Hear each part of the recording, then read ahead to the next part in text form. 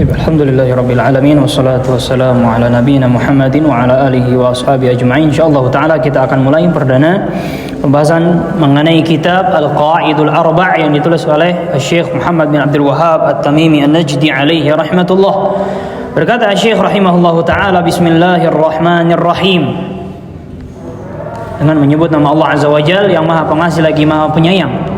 Dalam rangka mengapa para penulis memulai dengan bismillahirrahmanirrahim? Yang pertama dalam mengikuti Al-Quran, yang kedua di dalam mengikuti sunnah Nabi SAW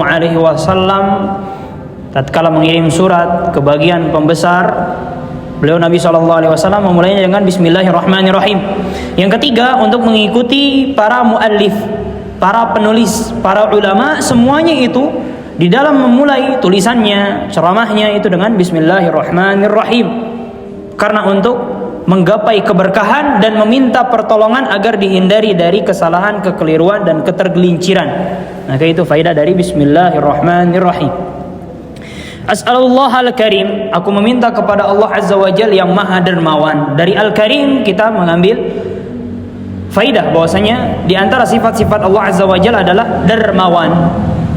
Rabbal arsyil azim, Rabb yang memiliki, menciptakan dan mengatur arsy yang azim, yang besar.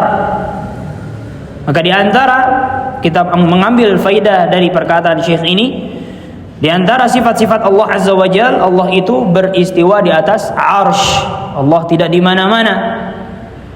Jadi ketika ditanya Allah di mana? Allah di mana-mana. Bukan, jawabannya bukan itu. Allah itu berada di atas arsy. Dan arsy disifati dengan azim. Maka makhluk terbesar adalah arsy. Makhluk terbesar adalah arsy. An yatawallaka fid dunya wal akhirah. Semoga Allah Azza wa Jalla menjadikanmu wali di dunia dan di akhirat. Apa maksudnya Allah menjadikanmu wali? Maksudnya adalah Allah menjagamu, Allah memberi taufik kepadamu, Allah membimbingmu. Ini maksud dari Allah Azza wa Jalla menjadikan seseorang sebagai walinya, wali-wali Allah. Itu maksudnya adalah orang-orang yang dikuatkan oleh Allah, yang dijaga oleh Allah, yang dibimbing oleh Allah. Lalu bagaimana agar kita menjadi wali-walinya Allah? Yang pertama dengan iman, yang kedua dengan takwa, yang ketiga menjalankan amalan-amalan wajib, menjaga amalan-amalan wajib, salatnya, puasanya, umrohnya, birrul walidainnya. Ketika seseorang menjaga amalan-amalan wajib, maka Allah Azza wa Jalla sebagaimana disebutkan di dalam hadis, kuntu sam'ahu alladhi yasma'u bih, aku akan menjadi pendengarannya. Maksudnya aku akan membimbing pendengarannya untuk mendengar hal-hal yang dicintai dan diridhoi saja. Wa kuntu basarahu alladhi yubsiru bih, dan aku akan menjadi pandangannya. Maksudnya apa? Allah akan membimbing pandangan seseorang sehingga melihat hal-hal yang halal saja. Wa kuntu yadahu alladhi yabtishu biha, dan aku akan menjadi tangannya. Maksudnya apa? Aku akan membimbing tangannya agar tidak ia gunakan kecuali pada hal-hal yang halal saja. Wa kuntu rijlahu allati yamshi biha, dan aku akan menjadi kakinya. Maksudnya apa?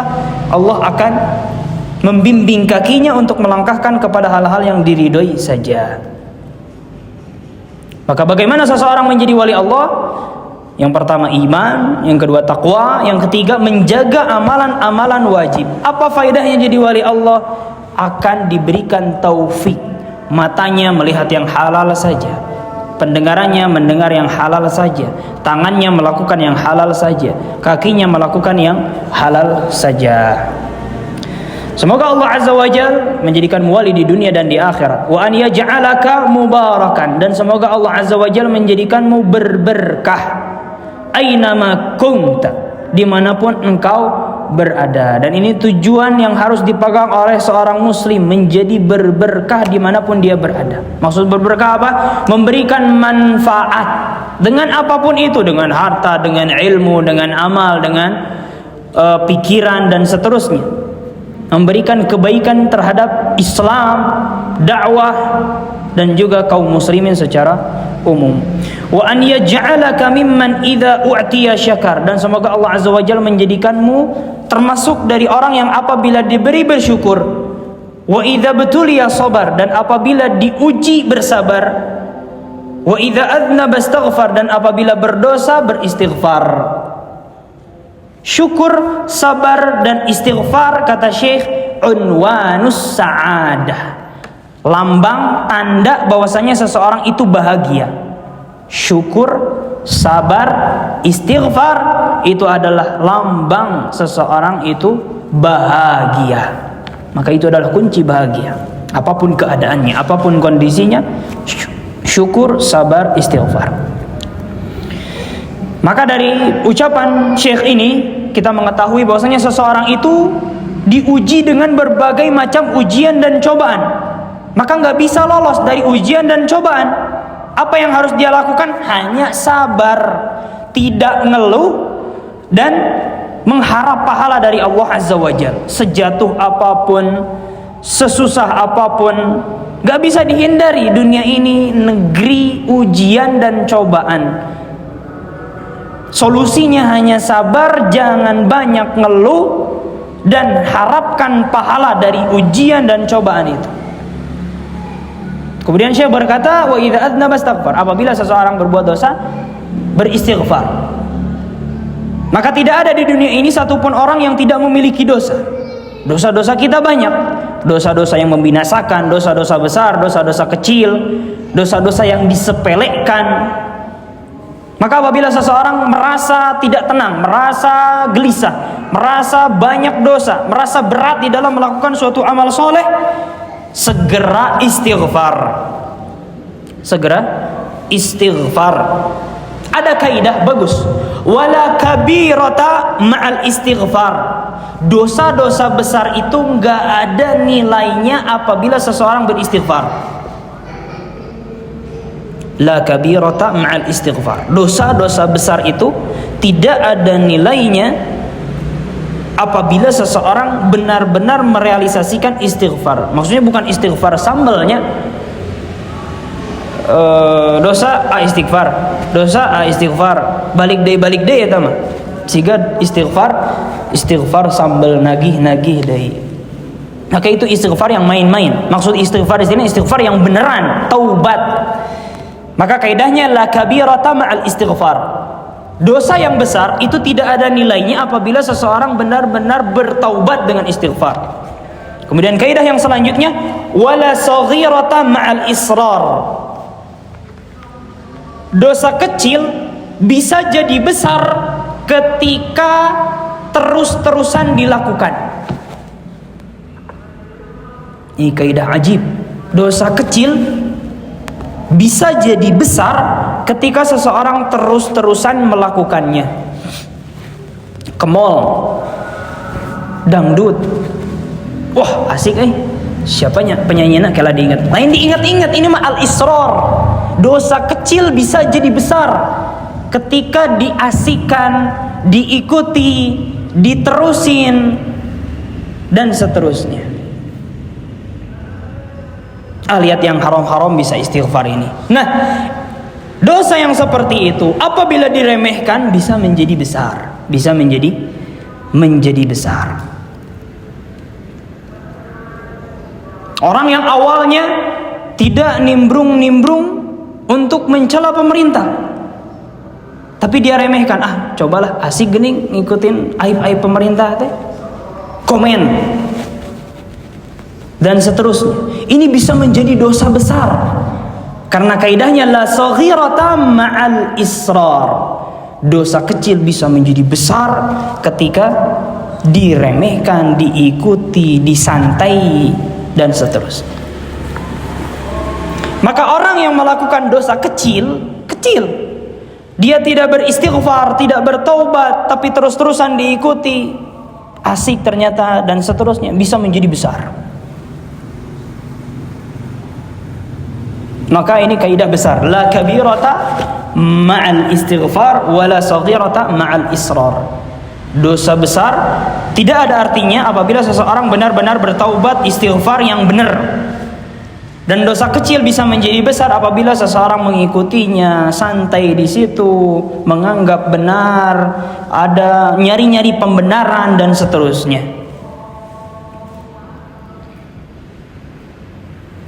Maka orang yang melakukan dosa besar, kemudian dia bertaubat dan jujur dengan taubat tersebut, bagaimana taubat dikatakan jujur apabila dia menyesal?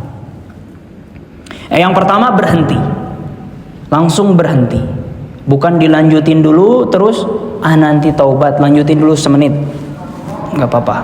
Bukan, tapi berhenti langsung. Berhenti. Yang kedua, nyesal. Yang ketiga, berazam, mentekadkan untuk tidak balik ke dosa tersebut. Ini apabila dosanya antara kita dengan Allah. Tapi apabila dosanya antar sesama, pernah ngambil harta orang, pernah menzalimi, pernah nyuri, pernah gosok, pernah rampok, maka cara taubatnya tambah satu, ngembaliin apa yang pernah diambil. Dengan itu seseorang akan dihapuskan dosanya. Maka kata Syekh, barang siapa yang diberikan taufik untuk bisa syukur, sabar dan istighfar, maka dialah orang yang paling bahagia. Paling bahagia. Berkata Syekh Muhammad bin Abdul Wahhab rahimahullah, "An ta'budallaha wahda mukhlishan lahuddin." Hendaknya engkau beribadah kepada Allah semata, mengikhlaskan agama kepadanya. Ikhlas adalah agama yang dibawa oleh Nabi Ibrahim alaihi salam dan juga nabi-nabi setelah Ibrahim. Sebelumnya Nuh alaihi salam. Ini adalah agama yang benar. Agama seluruh nabi, yaitu mengibadahi Allah saja, tidak mengibadahi kubur, pohon, sapi, manusia, orang soleh dan seterusnya. Agama seluruh para nabi itu hanya mengibadahi Allah. Yang kata Ustaz Munzir semalam, satu-satunya agama yang hanya punya satu Rabb adalah Islam. Satu-satunya agama yang tidak menyembah makhluk adalah Islam.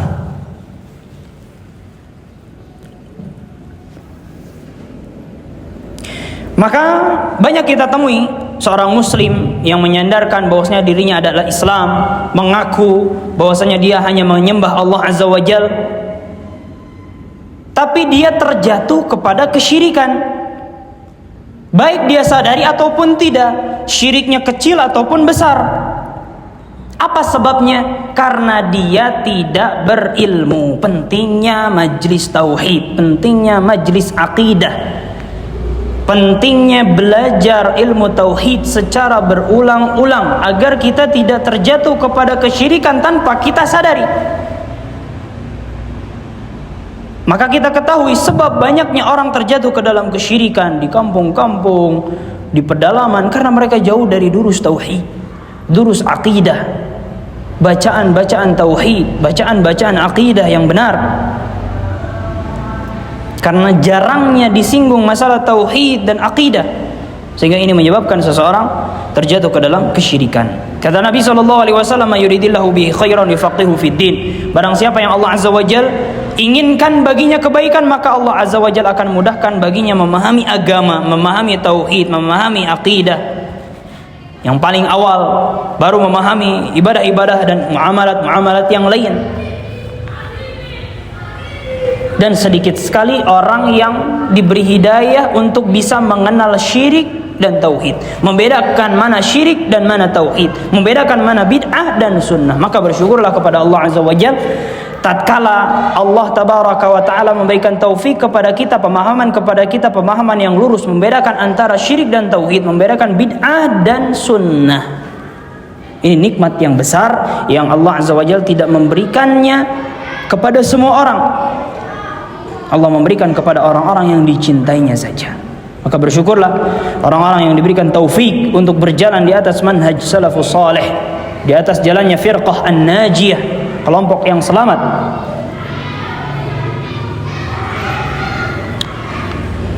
Maka semoga Allah Azza wa Jalla mengokohkan kita di atas tauhid dan sunnah, memasukkan kita ke dalam jannah firdausnya, mengokohkan kita di atas ibadah dan ketaatan dan hal-hal yang Allah cintai dan diridhai hingga menemui ajal. Wa'bud rabbaka hatta ya'tiyakal yaqin. Sembahlah oleh kalian Allah Azza wa Jalla sampai bertemu yang pasti datang, ialah kematian.